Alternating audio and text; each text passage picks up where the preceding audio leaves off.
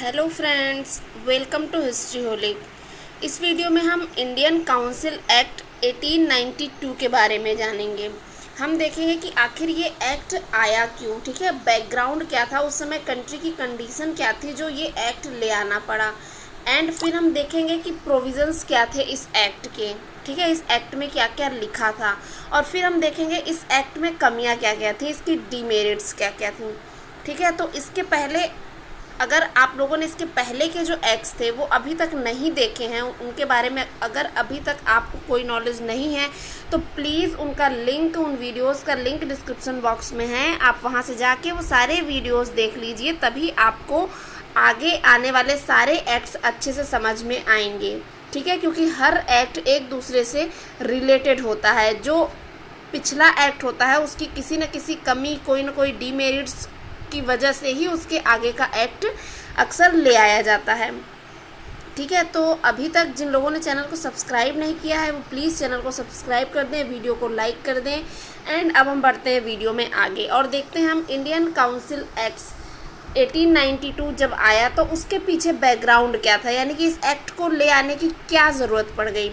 सबसे पहले हम देखते हैं पहला reason, the Indian National Congress INC was formed in 1885। There was a growing feeling of nationalism and this led the INC to put forth some demands to the British authorities। यानी कि 1885 में Indian National Congress, उस समय की सबसे बड़ी party, एक national party का फाउंडेशन हो चुका था 1885 में, जिसका फाउंडेशन डफरिन ने किया था। डफरिन उस समय वायसराय थे, ठीक है। फाउंडेशन इसका AO ह्यूम ने किया था। तो वो सारी चीज़ें जब हम इंडियन नेशनल कांग्रेस के बारे में देखेंगे, उसके सारे सेशंस देखेंगे, किस सेशंस में क्या इंपॉर्टेंट हुआ, इन सब के बारे में भी मैं नेक्स्ट वीडियो डालने वाली हूँ, जिसमें हम इंडियन नेशनल कांग्रेस के बारे में सारा का सारा उसका जो ईयरली मीटिंग होती थी, ठीक है, वो कहाँ होती थी, क्या, कौन उसका प्रेसिडेंट होता था, उस मीटिंग में क्या इंपॉर्टेंट किया जाता था, इन सारे चीज़ों के बारे में देखेंगे हम उस वीडियो में डिटेल से। अभी हम देखते हैं क्या इंडियन नेशनल कांग्रेस का फाउंडेशन 1885 में हो चुका है। और अब जब इंडियन नेशनल कांग्रेस का फाउंडेशन हो चुका है तो वहाँ पे मीटिंग्स भी होने लगी है। ईयरली मीटिंग नवंबर दिसंबर में होती थी जनरली इसकी, इंडियन नेशनल कांग्रेस की, और किसी भी एक पर्टिकुलर जगह पे अलग अलग स्टेट में, अलग अलग प्रेसिडेंसीज के अलग अलग शहरों में इसकी मीटिंग हर साल कराई जाती थी, ठीक है। तो उससे क्या होता था कि लोग एक दूसरे से मिल रहे थे और इसमें काफ़ी बड़ी बड़ी पर्सनैलिटीज़ भी इन्वॉल्व थी, ठीक है। तो इससे क्या होता था कि एक नेशनलिज्म की फीलिंग्स जो है अब बढ़ रही थी लोगों में, क्योंकि अब जो बड़े, जैसे दादा भाई नौरोजी, फिरोज शाह मेहता, इस तरह के लोग बड़े बड़े, वो इस कांग्रेस से, इंडियन नेशनल कांग्रेस से जुड़े हुए थे। तो वो जो भाषण देते थे, स्पीच देते थे, लोग उससे बहुत ही ज़्यादा इन्फ्लुएंस होते थे, ठीक है। तो एक नेशनलिज्म की फीलिंग अब बहुत ज़्यादा बढ़ने लगी थी लोगों को बहुत अवेयर होने लगे थे लोग अपने राइट्स को लेके, अपने अधिकारों को लेके। And this led the INC to put forth some demands to the British authorities। और इस नेशनलिज्म की जो फीलिंग थी, इसने क्या किया कि इंडियन नेशनल कांग्रेस को इतनी आप बोल सकते हैं एक लीडरशिप की हिम्मत दी कि वो अपने उनके जो डिमांड्स थे, जो उनको लगा कि ये देश के हित में ये डिमांड्स हैं, वो उन्होंने ब्रिटिश अथॉरिटीज़ के सामने रखे। कुछ डिमांड्स उनके कि हाँ हमें ये चाहिए, ठीक है। They wanted principle of election instead of nomination. उनका एक इम्पॉर्टेंट डिमांड ये था कि वो एक इलेक्शन चाहते थे, ना कि नॉमिनेशन। इसके पहले आप क्या देख रहे थे कि वो अपने से नॉमिनेशन करके, जो नॉन ऑफिशियल मेंबर्स होते थे वायसराय की काउंसिल में, उसका नॉमिनेशन करके वो अपने हिसाब से अपने रख लेते थे, ठीक है। एक तरीके से वो होते भले इंडियंस थे, लेकिन कहीं ना कहीं वो उन्हीं के साथ काम करते थे, उन्हीं के साथ मिलकर काम करते थे। वो जनरली इंडियंस के लिए बहुत ज़्यादा नहीं काम करते थे। इसलिए जो इंडियन नेशनल कांग्रेस के मेंबर्स थे, उनका ये कहना था, उनकी ये मांग थी कि वो जो है इलेक्शन चाहते थे, कि लोग अपनी मर्जी से इलेक्ट करके वायसराय की काउंसिल में अपने लोग भेजें, ठीक है, ना कि वो नॉमिनेशन चाहते थे। The reform of legislative councils, और उनकी एक डिमांड ये थी कि वो लेजिस्लेटिव काउंसिल में वो रिफॉर्म चाहते थे। यानी कि लेजिस्लेटिव काउंसिल में रिफॉर्म, यानी कि वो चाहते थे कि जो सेंट्रल की लेजिस्लेटिव काउंसिल है या प्रोविंस की, उसको और इलाज किया जाए और उसको बड़ा किया जाए, उसमें जो सदस्य हैं वो सारे के सारे और बढ़ाए जाएं। The right to hold discussions on financial matters, और एक इम्पॉर्टेंट चीज़ वो चाहते थे कि वो फाइनेंशियल मैटर्स पे भी डिस्कशन करना चाहते थे। आपने इसके पहले के एक्ट में देखा 1861 वाले एक्ट में, इंडियन काउंसिल एक्ट में, जहाँ पे इंडियंस को तो ऐड कर लिया गया था वायसराय की काउंसिल में, ठीक है, लेकिन उनको किसी भी तरीके का कोई क्वेश्चन पूछने का कोई राइट नहीं दिया गया था। वो मतलब बस वहाँ पे बैठे रह सकते हैं, वहाँ पे लोगों की बात, वहाँ पे जो भी डिस्कशन चल रहा है उसको सुन सकते हैं, लेकिन वो उस डिस्कशन का पार्ट नहीं बन सकते हैं, वो उस डिस्कशन में कुछ बोल नहीं सकते हैं, कोई इंटरफेयर नहीं कर सकते, बस वहाँ पर सुन सकते हैं। तो जो इंडियन नेशनल कांग्रेस थे, इनके मेंबर्स का मानना था, इनके लीडर्स का जो भी थे उनका मानना ये था, उनकी डिमांड ये थी कि वो जो है जो फाइनेंशियल मैटर्स होते थे उस पर वो डिस्कशन करना चाहते थे। उनका मानना था कि हमारे यहाँ का पैसा है भाई, हम देखना चाहते हैं कि ये कहाँ, मतलब अगर इतना रेवेन्यू आ रहा है तो वो कहाँ यूज हो रहा है, हमारे हित में कितना खर्चा किया जा रहा है क्या नहीं। तो वो इस तरीके से एक बजट डिस्कशन चाहते थे, ठीक है। तो अब हम देखते हैं इसके प्रोविजंस क्या क्या थे। अब हम देखते हैं कि क्या इंडियन नेशनल कांग्रेस के जो मेंबर्स थे, वो जो उनकी जो डिमांड थी, क्या उसे पूरा किया गया इस प्रोविजंस में या नहीं पूरा किया गया, ठीक है। तो अब हम देखते हैं provisions of the act. The act increased additional और non official members in the legislative councils as follows, ठीक है। तो एक तो इनका हो गया, एक तो इनका मान लो फुलफिल हो गया है, क्योंकि ये मांग रहे थे कि इनको जो है लेजिस्लेटिव काउंसिल में जो नॉन ऑफिशियल मेंबर्स थे उनकी संख्या जो है बढ़ाई जाए। तो वो तो इनका मान लीजिए कि एक कंप्लीट हो गया। सेंट्रल लेजिस्लेटिव काउंसिल में 10 से 16 मेंबर्स इंक्रीज किए गए, ठीक है, और ज़्यादा ऐड किए गए। बंगाल काउंसिल, बंगाल प्रेसिडेंसी में कितने 20 मेंबर और ऐड किए गए। मद्रास में भी 20 मेंबर ऐड किए गए। बॉम्बे प्रेसिडेंसी में 8 मेंबर्स और ऐड किए गए। औध में 15 मेंबर्स ऐड किए गए। एंड नॉर्थ वेस्टर्न जो प्रोविंस था उसमें 15 मेंबर और ऐड किए गए लेजिस्लेटिव काउंसिल्स में, ठीक है।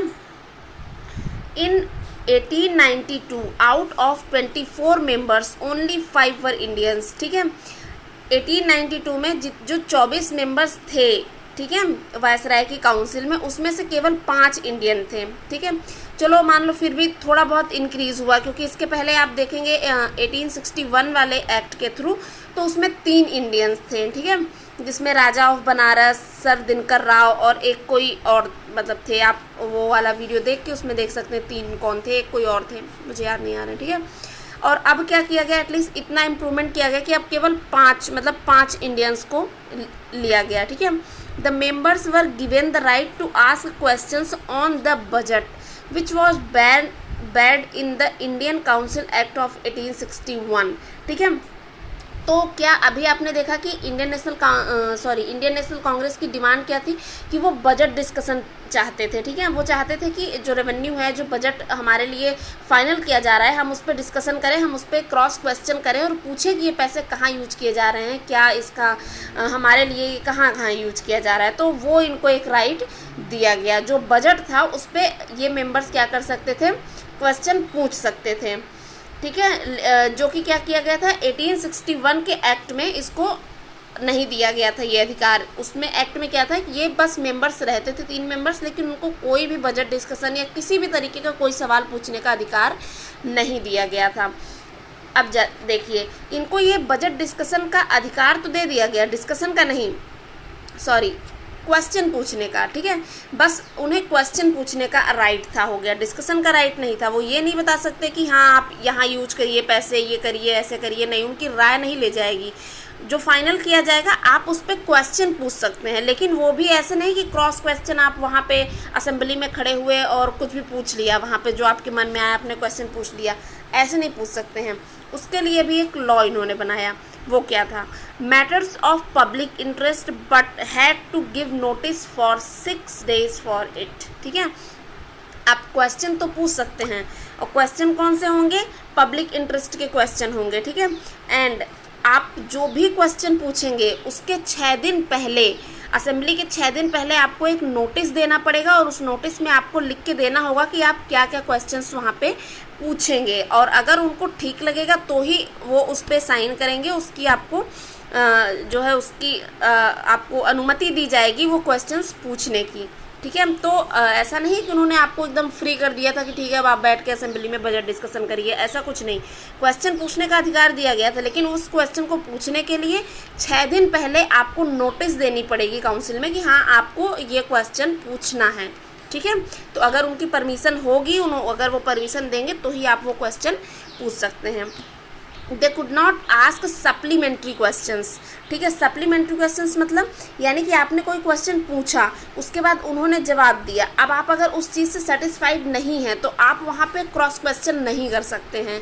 ठीक है, कोई भी सप्लीमेंट्री क्वेश्चन वहाँ पे नहीं पूछ सकते। आपने जिस चीज़ की नोटिस दी है, जिस क्वेश्चन की 6 दिन पहले, आप वही बस पूछ सकते हैं। आप कोई भी सप्लीमेंट्री क्वेश्चन, कोई भी एक्स्ट्रा क्वेश्चन, उस क्वेश्चन के जवाब में जो क्वेश्चन आपके मन में उठा है वो तक भी आप नहीं पूछ सकते हैं। ठीक है, though the term election was firmly avoided in the act, an element of indirect election was accepted in the selection of some of the non official members. ठीक है, हालांकि इस पूरे एक्ट में इलेक्शन टर्म का यूज़ नहीं किया गया। ठीक है, कहीं भी डायरेक्ट इलेक्शन का यूज़ नहीं किया गया। आप देखेंगे कि आगे जो इंडियन नेशनल कांग्रेस के मेंबर्स थे, उनकी ये डिमांड थी कि यहाँ पे जो मेंबर्स हैं उनको इलेक्शन के थ्रू लिया जाए, जो नॉन ऑफिशियल मेंबर्स हैं। लेकिन इन्होंने क्या किया कि वे अभी भी नॉमिनेशन के थ्रू ही ले रहे थे, इलेक्शन टर्म का यूज़ नहीं किया गया इस एक्ट में। हालांकि एक इनडायरेक्ट इलेक्शंस इसमें देखा जाता है, क्योंकि जो नॉन ऑफिशियल मेंबर्स थे उनका जो सिलेक्शन का प्रोसेस था वो एक तरीके से इनडायरेक्ट इलेक्शन पे था, यानी कि एक तरीके से रिप्रेजेंटेटिव फॉर्म ऑफ गवर्नमेंट, यानी कि आप अपना कोई भी रिप्रेजेंटेटिव वहाँ जाके बैठा सकते हैं। ठीक है, अब हम देखते हैं इसके नेक्स्ट पॉइंट में कि रिप्रेजेंटेटिव टाइप ऑफ जो है क्या होता है selection. The principle of representation was initiated through this act. ठीक है, प्रिंसिपल ऑफ रिप्रेजेंटेशन यानी कि रिप्रेजेंट करना किसी चीज़ को। This the act the district board, universities, municipalities, chamber of commerce and zamindars were authorised to recommend members to the provincial council. इसी को इसमें क्या बोला गया है, एक तरीके से इनडायरेक्ट इलेक्शन। ठीक है, यानी ये डायरेक्ट इलेक्ट नहीं किया गया उन्हें, बल्कि ये जो डिस्ट्रिक्ट बोर्ड्स थे, जो यूनिवर्सिटीज़ थी, म्यूनिसिपैलिटीज़ थी, चैम्बर ऑफ कॉमर्स, जमींदार्स, ये सब क्या थे कि ये प्रोविंशियल काउंसिल्स के लिए जो मेंबर्स थे उनको रिकमेंड करते थे। ठीक है, तो वो क्या हुआ, रिकमेंड करने का क्या मतलब क्या हुआ कि उन्होंने अपने मन से इलेक्ट किया लोगों को, और उसके बाद वो आगे अथॉरिटीज़ को रिकमेंड करते हैं। ठीक है, कि ये हमारा जो है, जैसे कि हो गया ना कि कोई भी पूरा एक ग्रुप हो गया और आप सब ने मिल के उसमें से एक इंसान को चुन लिया कि अच्छा ये इंसान है जो कि असेंबली में हमारे पूरे ग्रुप को रिप्रेजेंट करेगा। ठीक है, तो वो एक तरीके से आप लोगों का लीडर हो गया, और आप लोगों ने मिलके उसका क्या किया, चुनाव किया, आपने उसका मिलके इलेक्शन किया, उसको इलेक्ट किया। ठीक है, तो ये एक तरीके से हो गया इनडायरेक्ट इलेक्शन। ठीक है, प्रिंसिपल ऑफ रिप्रेजेंटेशन का, जो कि इस एक्ट के थ्रू इनिशिएट किया गया। The legislative councils were empowered to make new laws and repeal old laws with the permission of Governor General। जो legislative councils थी उसके पास इतना पावर था कि वो अब कोई भी नए लॉ बना सकती थी। ठीक है, और जो पुराने लॉ थे उसको गवर्नर जनरल की परमिशन से ख़त्म कर सकती थी।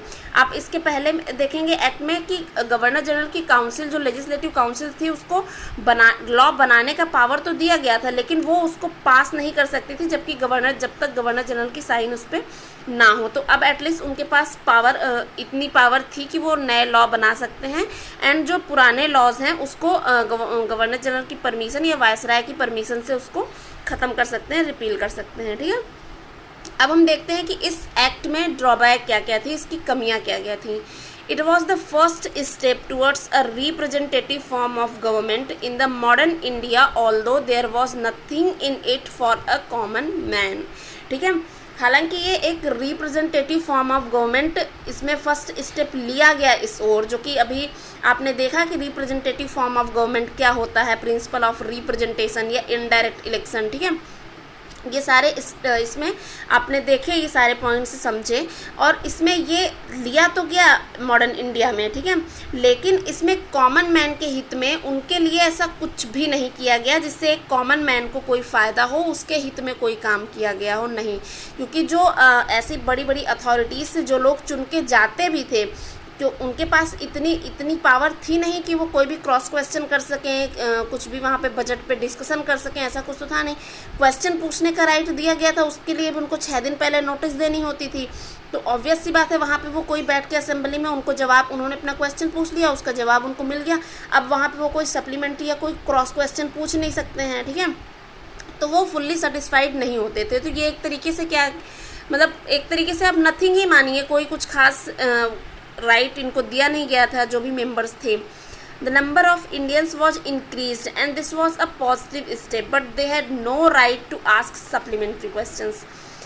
सेम चीज़, जो इंडियंस का नंबर था उसको तो बढ़ा दिया गया लेजिस्लेटिव काउंसिल में, ठीक है। अब जो है पहले 3 मेंबर्स होते थे, अब 5 मेंबर्स हो गए, ठीक है। लेकिन क्या उनके पास कोई भी राइट नहीं था सप्लीमेंट्री क्वेश्चन पूछने का। एक आप ये भी पॉजिटिव स्टेप मान सकते हैं कि चलो उनको क्वेश्चन पूछने का, पहले जो क्या होते थे 1861 के एक्ट के थ्रू वो चुपचाप जाके वहाँ पे बैठे रहते थे काउंसिल में, उनके पास कुछ पूछने का भी कोई राइट नहीं होता था, उनको बस सुनना है वहाँ पे जो बातें हो रही हैं। तो एटलीस्ट अब उनको इतना राइट दिया गया कि वो क्वेश्चन पूछ सकते हैं, ठीक है। ये मान लीजिए एक अच्छा स्टेप था, एक पॉजिटिव स्टेप था। लेकिन एक निगेटिव उसका फॉर्म ये भी था कि वो क्वेश्चन पूछने के पहले उन्हें 6 दिन पहले नोटिस देनी है, बताना है कि उनको क्या क्वेश्चन पूछना है असेंबली में, ठीक है। और वो उस समय डायरेक्ट कोई भी सप्लीमेंट्री क्वेश्चन या कोई भी क्रॉस क्वेश्चन किसी भी सवाल पे नहीं पूछ सकते हैं। ये एक इसका निगेटिव पॉइंट भी था इस एक्ट का, ठीक है। तो इस एक्ट में, इस वीडियो में इतना ही। बाकी इसके बाद का जो मॉर्ले मिंटो रिफॉर्म, जिसको कि इंडियन काउंसिल एक्ट 1909 भी बोलते हैं, अब हम नेक्स्ट वीडियो में उसको देखेंगे डिटेल में, उसका कि क्यों आया, उसके पीछे का उसका बैकग्राउंड क्या था, उसमें एक्ट में क्या प्रोविजन थे, ड्रॉबैक्स क्या थे, ये सारी चीज़ें। तो इस वीडियो में इतना ही। Thank you and please like share and subscribe.